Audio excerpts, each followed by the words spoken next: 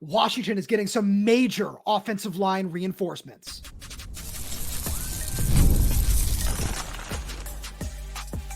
You are Locked On Huskies, your daily podcast on the Washington Huskies, part of the Locked On Podcast Network, your team every day. Welcome back into another edition of the Locked On Huskies podcast. I'm Roman Tomashoff. That's Lars Hansen. He's site editor with Athlon Sports Inside the Huskies. I'm the site editor with Huskies Wire. Thank you for making this your first watch or first listen of the day, as we are part of the Locked On Podcast Network, your team every day. And today's episode is brought to you by Game Time. Download the Game Time app, create an account, and use code LOCKEDONCollege for $20 off your first purchase. Terms apply. Now, all the everydayers, we got a really fun show coming for you. We're going to give you a free preview into what the Locked On Huskies Insider program is, one of the very many features of it. Can't wait to do that. But as you can see, Lars Hansen is at the airport in Indianapolis right now, and he has got some major nuggets that he's going to drop on us right now, right here. Lars, the floor is yours. So I came out to Big Ten Media Day, or Big Ten Media Days to be accurate, and thinking I was going to get some decent nuggets. I was going to ask about the offensive line, go figure, ask about, some key additions that Jed hasn't been able to talk about. And then he just happened to drop a little nugget that said, by the way, early on in fall camp, both Landon Hatchett and Guard Memelar are going to be practicing. Now, I want to clarify this. I did follow up with Jed, and I said, did you mean on the very first day of fall camp or by week one? And he met me in the middle ground, as I wrote on Athlon Sports Inside the Huskies. When Washington holds their annual Raise the Roof event on August 17th, Washington is expected to, according to Jedfish, will hold a mock game. And both players, I should say, both offensive linemen are expected to start in that mock game. That is the highlight of Media Day, because we can go down the list of, hey, Jonah Coleman loved the offensive line transfers. Another story coming later on in the week on Inside the Huskies.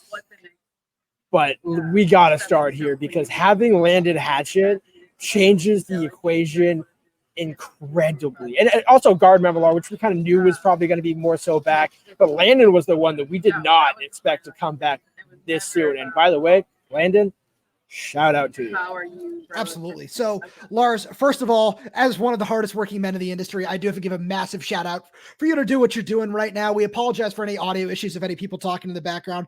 This is, we're trying to get everything up right away for the everydayers, because that is massive. That is, we cannot understate this enough, because one of the conversations that we have been having on this show, on our websites, the Husky fans in general have been having, we've seen it in the comments every single day, is what will the offensive line look like? And a healthy Landon Hatchett, if he is able to be ready for week one, changes everything. You and I have had many questions saying, what is that going to look like? What could that look like? What are we going to see from this? And if he is able to play, he's your starting center, 100%. And all of a sudden, this offensive line gets a lot stronger, because all of a sudden there is in my opinion, a three-way competition that goes on at right guard, where you've got Enoch Vimahai, who's a very experienced player from Ohio State. He's definitely had his struggles, but if he's able to, show some improvement, that's awesome. That's great. You have D'Angelo Titioli, who is another guy that, if he's got a lot of experience at the FCS level, if he shows that he can make that jump, awesome. And you've also got Zach Henning. And Lars, as you've said, Zach Henning was really impressive at center throughout the spring. He really seemed to get a hang on it. But you said that you've liked him more as a guard or a tackle. Now, all of a sudden, not only does this open up a spot for him to play at right guard, it also opens up a spot for him to possibly compete at left tackle as well. It really does make everything about the offensive line situation better, because you now have an MVP in D'Angelo Titioli, no pun intended there. But having him with the guard and center experience, let's say, for instance, Landon maybe has a setback. I'm not saying he will or is, and I'm not trying to, walk back what I just said. But again, until we see it, I'm not saying Jed's a liar, but as long as he's able to practice for 2 or 3 weeks consecutively in fall camp leading into the 2024 season, to me, now this becomes D'Angelo Titioli can play left, can play right, could be a sixth line. There's so many different things that he can do. That's why that transfer was still important, because I remember when we talked about it at the time, we were a little puzzled as to why are you bringing in this guy? Is it a reach of a take? And then we both agreed, okay, no, he's got the game film, he's got the experience. multiple years starting at center in Portland State, but because he has that guard experience as well, that to me is the game changer. Because yes, Nick Mahi has starting experience at Ohio State, but not more than D'Angelo Titi, and even that right guard. Now, granted, it was at Portland State, so you're talking about two massively different levels. But I think Jed doesn't care about the levels. It's can you play where you're currently at? And I think D'Angelo Titi, that's another thing Jed told me. He's really liking where he's coming along. So it's going to make it interesting. And I think, honestly, it kind of works as the benefit of Landon because let's say Landon is healthy but doesn't start week one. He can still play week one, comes off the bench in the second half, gets significant, meaningful reps, and then you just work through the offensive line as you go. But having these bodies healthy is the complete game changer that neither of us really truly anticipated. We did, let's be real, we did probably expect Gardner Millard to get in the swing of things probably by week one, week two in fall camp. So again, that's not the earth-shattering, but it's still significant where Jed's saying, hey, that's probably your starting left guard right there. That's great. But this doesn't go without a key center. And now the other thing that gets this basically just makes it a competition at left tackle for that last question mark spot. But it's the overall health of the offensive line, and no pun intended, which Jed looked at me right in the eye and he's like, we had 7 scholarship linemen in spring, and 2 of them weren't healthy. Fair point. We both acknowledged that on the show. We knew it was going to get better. Yes. I didn't think it was going to get this much better this quickly. I think Landon has always been the X factor in this equation. That's why you had to go get D'Angelo Titi, because you want somebody who has experience starting just in case. Because the other options, as you mentioned, Zach Henning, a redshirt freshman, or Michael Watkins, a true freshman. Now, again, Michael Watkins might be great down 2-3 years down the line. Same with Zach Henning. But again, the Prince, as much as Jed loves to play freshmen and all that, you don't want a starting right guard and center as true freshmen, or even and even redshirt freshman. Parker Brailsford, ladies and gentlemen, is the exception to the rule in every way, shape, or form. And it's no disrespect to Parker, but that does not happen very often. Rarely do you see a true freshman offensive lineman, or even a redshirt freshman offensive lineman, make a significant impact like Parker did. But I think mainly sophomore year could be just like that jump, even though it's a true sophomore year instead of a redshirt freshman. So I love where you're going with all that, because one thing that, you and I have talked about on the show is the handling Landon carefully. If he's cleared, if all these things go well, great. You and I talked about his potential timeline with his injury being suffered in December. He is 3, 4, 5 months ahead of schedule at this point, which is great. And we're more than happy to be wrong about that because of what it means for everything else, where he just adds so much depth. And the fact that he got so much experience as a true freshman is awesome. And it lends so much to this line where, you talk about Parker as the one, outlier as a redshirt freshman, where he just came in, won the job at right guard right away, moves over to center after the Mateo Mele unfortunate injury. That's all awesome. And just having Landon, who not only has that experience under his belt, but we love Parker truly, but he doesn't have the same prototypical size that Landon does, where everything about Parker is fantastic. I'm never going to say a single bad word about him, but having Landon's size is crucial for this, where I feel like when we talked about D'Angelo Titi, those same questions were going to come up with him being a little bit undersized. And if he plays above that, again, like Parker, amazing, awesome. You're not going to complain about that. But having Landon just changes so much of this equation. And it's really exciting because it just adds that depth and it adds that talent, which is exactly what this team needs going into the Big Ten. And Lars, you've got plenty of other nuggets for the everydayers that we're going to get to right after a quick break. And that means we're going to send a message to our good friends over at Game Time, because Game Time is an authorized ticket marketplace of Major League Baseball, which makes getting tickets faster and easier. Prices on the Game Time app actually go down the closer it gets to first pitch. And that's just such great news for me, for Lars, for all the baseball fans out there. A friend of mine and I are going to go watch the Mariners and the Phillies when they're in town in a couple of weeks.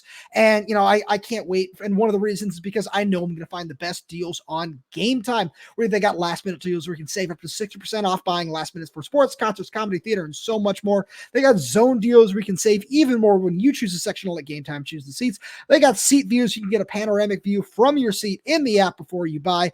And with their lowest price guarantee, Game Time will credit you with 110% of the difference if you can find a lower price somewhere else. You can take the guesswork out of buying tickets with buying MLB tickets, that is, with Game Time. Download the Game Time app, create an account, and use code LOCKDOWNCollege for $20 off your first purchase. Terms apply. Again, create an account and redeem code LOCKEDONCOLLEGE for $20 off. Download Game Time today. Last minute tickets, lowest prices guaranteed. Lars, hit us. What else you got? Do I pour water on my own hype train and Yes. point out that that you're funny, but no. So Jed was asked about Damon Williams and rave reviews. Yogi Roth gave rave reviews as well in my conversation with him. That'll also be on Athlon Sports, which we will talk about probably next week on the show, which we'll get into a little bit more because everybody is on the Jed Fish train. Everybody that I talked to today is on, even opposing head coaches. I'm not talking about analysts. I'm not talking about media pundits and guys that like Jed and have covered him for a long time. We're talking about college Big Ten coaches that can't find a bad thing to say about Jed and actually go almost out of their way to say something positive about him. But the reason why I say all that is to say Jed has made it clear today he's going to have one start. He now could go against that. So maybe my projection of Damon playing 6 games was a little bit rich, but I will, still stand by that because Sure. In my head, I think there's still a way that Jed finds a way to get Damon at least 4 games, and then we'll see what happens with 2 more. Because at this point, obviously, yes, if Will Rogers wins the job, you're not going to have a back and forth with him and Damon to get Damon reps. And I never said that in that sense, but I just think there's a way to get Damon in the game that he does something so much different than what Will does. But I think also all of this kind of plays back to why Will ends up winning the job, because you're talking about an offensive line in flux. What's the best recipe for an offensive line in flux? One of the better, more experienced passers in college football coming back to, for another year, even though it's at a new school, helping the offensive line get that communication down, working with Landon, which we actually did see a little bit of in spring camp, where Landon was getting spring camp, working with some center snaps and doing things with the quarterbacks on the roster, both Will and Damon. So it clearly lended itself to think, okay, the coaching staff, if they're getting reps with Will, maybe there's a chance Landon plays. I didn't think there was this much of a chance, but the fact that now you're in this position, I think Jed sees the win now appeal at Washington, knowing that he's still got guys coming in for 25 and 26 and so on and so forth to make it sustainable. But I think there's even more, just really, again, maybe it's being at Big Ten Media Day and being in Big Ten country and college football is right around the corner, so I'm a little extra hyped. But it does seem like Jed is really trying to stick with one quarterback, which I think does lend itself to Will.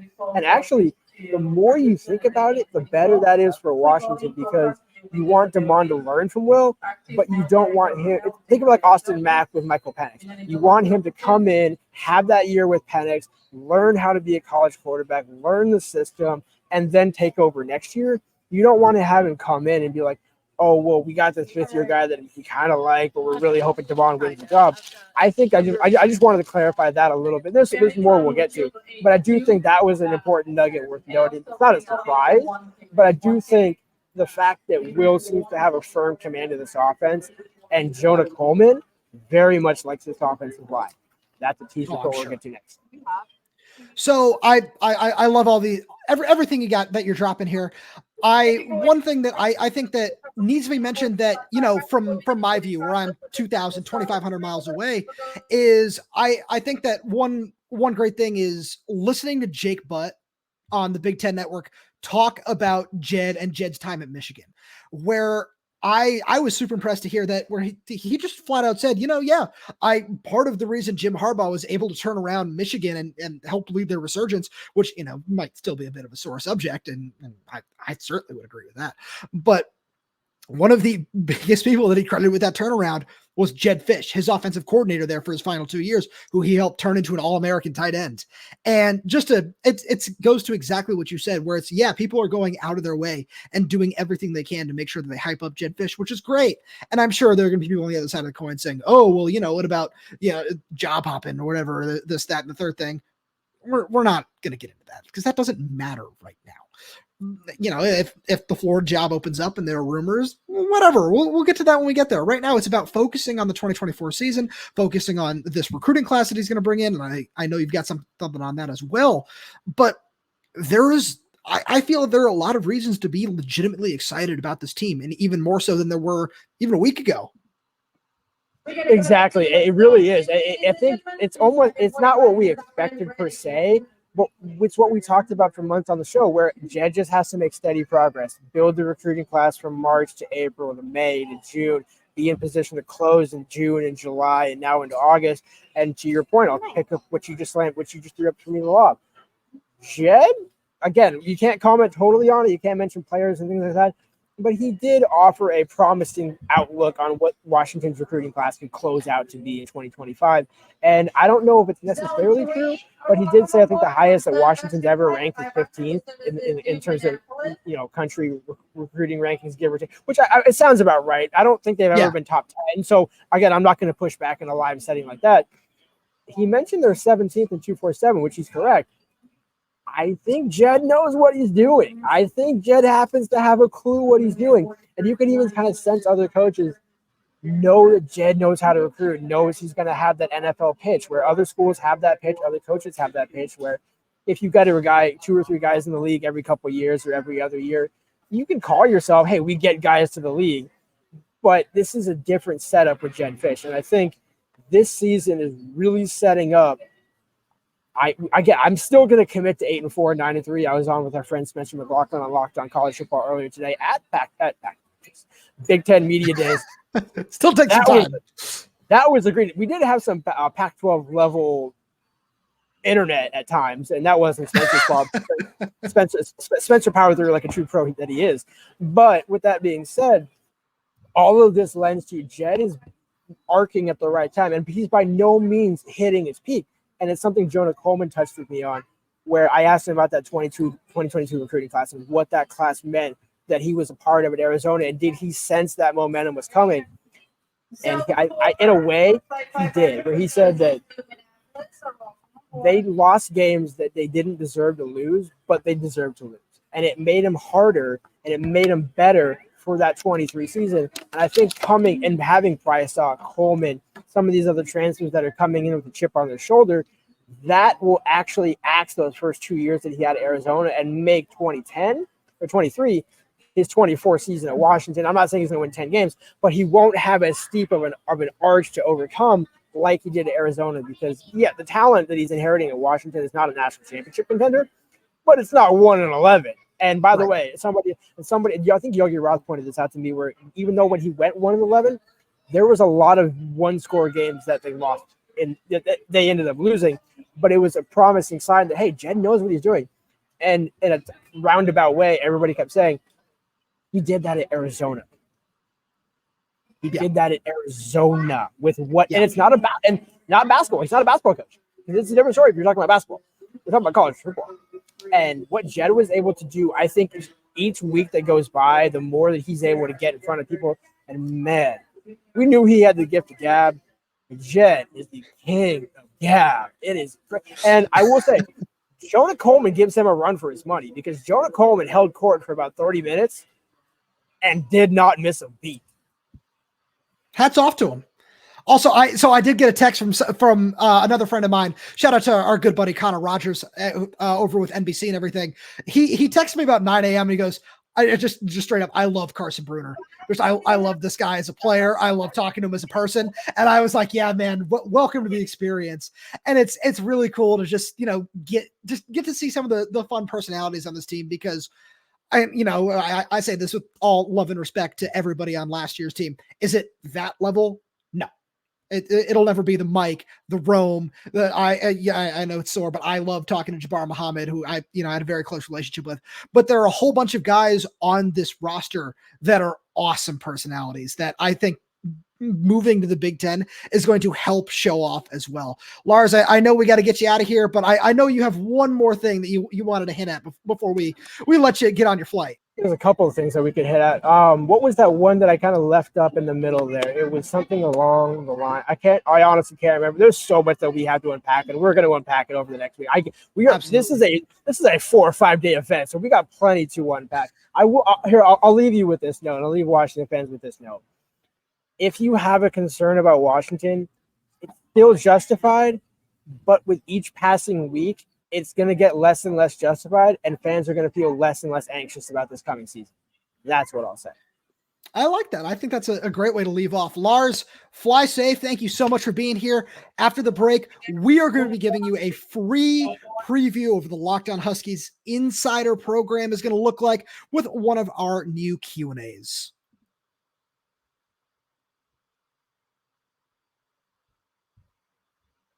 Oh, thank you so much to Lars for jumping on. He, is in the middle, obviously, as you can see, of just some travel. He was there and back in 24 hours. Like I said, one of the hardest workers in the industry. Now, we're going to be giving you a free preview of one of the biggest, I'm really excited about, truly one of the most important perks of the Locked On Huskies Insider program. A bunch of people who've already signed up have sent in some amazing questions. I wanted to make sure that we could, show all the everydayers why you need to sign up for the Locked On Huskies Insider program, which again, the link is down in the description. You get a free 2-week trial. And after that, it's $4.99 a month, because we are going to be doing exclusive Q&As like this for everybody in the Insider program. And this is the only time you'll be able to see this free. After this, the videos are going to be unlisted, and you can only access them if you are a member of the Locked On Huskies Insider program. Got a whole bunch more fun stuff about the program that I'm going to tell you about at the end, because I got to get to this question from Insider Nick here, who asks, how much regression, if any, is the offense going to go through with the turnover, coaching, and personnel changes? And it's a really good question, where I think that there's going to be a little bit. Obviously, anytime you lose 3 first-round picks, 2 second-round picks, and a third-round pick, that there's going to be a lot of turnover. That's just something that's going to happen. But I don't see that much of a fall-off, because there's some awesome talent along the at receiver, at running back. I think there's a lot of talent along the offensive line as well. It's just a question of how healthy it's going to be, and we got plenty of questions on the offensive line too, after we drop some fantastic nuggets earlier on in the show as well. So I might not be able to get to all of those, but I think that there's a lot of talent on the offensive line. And is it going to be the top overall offense in college football? Probably not, but if it's top 25, top 30, I think that that's going to be a really, really strong year for Jedd Fisch in his first year, who, like I've said, on previous programs, has been a top 10 explosive offense in college football, like he was with Arizona last season. Got a whole bunch from Insider Tyler here. Insider Tyler sent 5-6 questions, and I wish I could get to them all. He did a really fantastic job here. This one was my personal favorite. It says, if you could take one 2025 commit from any team in the nation and put them on Washington's team, who would it be and why? So I looked at this from who would enroll early from a Washington perspective, where, obviously, who wouldn't love to have some of the top offensive line commits or one of the top pass rushers join this Washington team? But I looked at this, like I said, from Washington's standpoint, and one guy that I would really love to see on this team, and it's just kind of adding a strength to a strength here, but I'd love to see what Za'Darius Randy Sale could do in this defense right now. Washington's top linebacker commit, top commit overall in the class. I love his power. I love his speed. I love the ability that he has to line up all over the defense. I think this is a guy who's going to come in and just be utilized as a Swiss Army knife. And I think there's so many different things that he can do on the defensive side of the ball that just the more I watch him, the more I watch his film, that there's nothing that he can't do. And you know what? I'm going to go with one from another school as well to give Tyler what he wants, because that's what the Locked On Huskies Insider program is all about. And I'm going to go at the same position that somebody Washington is definitely still pushing for in 4-star linebacker Matai Tagovailoa, where this is a guy who can line up at linebacker, he can line up at safety. And I think that if he adds enough weight, he could line up as an outside linebacker, edge rusher type as well, because he has that kind of burst and that kind of speed. And that's something that I know Robert Bala is still certainly hoping that he can get in his linebacker room. And after he took an official visit to Washington not a couple weeks ago, it's July. Time doesn't make sense anymore. I don't know what time is. That he's somebody who I really still wouldn't rule out from the fact that he took an official visit to Washington while committed to USC. That's a guy that I'm certainly going to keep a close eye on as well. And he's got a silly one here too. Will there ever be a floating Husky like the floating duck that other school used that they took to media days? No. That's never something that we're going to see. And to quote somebody, Washington is again, I don't want to say the name. Washington is fighting for wins while other schools might be fighting for clicks. And I'm going to jump over here to another one from Insider DJ. DJ says, what game has the most likely upset potential? This is a really good question. And of all the games that I can see Washington being favored in, the one that it's tough where there are a couple answers, a couple different ways you can take this, where I don't know if Washington would be favored right now if it was game week, but I'm going to go with this one. I'm going to say Rutgers, where Friday night flying across the country, Rutgers had an awesome defense last year. Like obviously, you don't think about it when you think Rutgers, but between that defense and between what I love, Kyle Monangai, their running back, I think that's a really, really talented player right there. I think between all those things that Rutgers is going to have potential to be an upset, and it's going to be a tough environment for Washington to play in. But I really do think that's one that can be a Husky win, but there's a lot of talent on that Rutgers team, and they might be one of the more underrated teams in the conference right now, in my opinion. And another one from Insider DJ here. What is the away game you would like to attend the most this season? That one's easy, DJ. Awesome question. Penn State. Who doesn't want to go check out that whiteout? I think that there are going to be a lot of awesome games throughout the Big Ten. Wisconsin. I'd love to go back to Northwestern. My mom was born in Chicago, so I think that's going to be a lot of fun in 2025. But it's Penn State. Iowa's definitely a close second. I'd love to see that wave, but you can't beat that whiteout environment. I think that's going to be awesome. Got one here from Connor, Insider Connor, that referenced something that we talked about earlier in the show. He says, guess the exact percentage of quarterback snaps, the percentage split of quarterback snaps this year. Whew. I put a lot of thought into this, and I still can't come up with a good answer. I think it's going to be 85-15 after some of Jedd Fisch's comments, where we're going to see Demond a lot early on in the season, in my opinion. I'm still under the impression that redshirting might be the best route for him. But there's so many different factors. It could be closer to 80-20 or maybe even 70-30. There's so many factors it depends on. I'm going to just kind of stay firm on my take, though. I'm going to go with 85-15. We're certainly going to see Demond. I feel we might see a little bit less from some of the everydayers, some of the insiders want to see him. But there's certainly going to be a lot of Demond Williams early on in the year. Insider Durham asks, where do we finish in the Big Ten in the first season? I'm sticking by this one. I have Washington finishing 6th in the Big Ten. It's still a little bit fluid, but I think 8-4 with even the potential to go 9-3 if Landon Hatchett and Gard Memolar are healthy to start the season. I think it's very, very, very possible that Washington can be an 8-4 or a 9-3 team. The talent is there. The scheme is there. It's just a matter of putting it all together, and especially the fact that Washington now has some experience depth at quarterback to help, bridge the gap with Will Rogers. That's really nice. Getting Cam Davis back is going to be huge. And then defensively, I just absolutely love what this team can do. And if they can find a way to make it work at defensive tackle, I truly believe that this could be the most underrated team in the Big Ten this season. Insider Luke's got another fun question. It says, freshmen that you see getting legitimate snaps this season. This one's tough. I love this question from Luke there, where there are a whole bunch of guys that I can, it depends on legit snaps, where I think it might end up coming down to burning their red shirts, because there are a couple guys that I think are going to come right up to the line of that. And it's also going to depend on a whole bunch of other things. But I think Justin Hilkema, the offensive tackle, is going to be in that range of maybe burning his red shirt, depending on what the depth looks like, especially with his elite size. I think that Peyton Waters, the safety, is going to be right in that range as well, because he was really impressive during spring practice.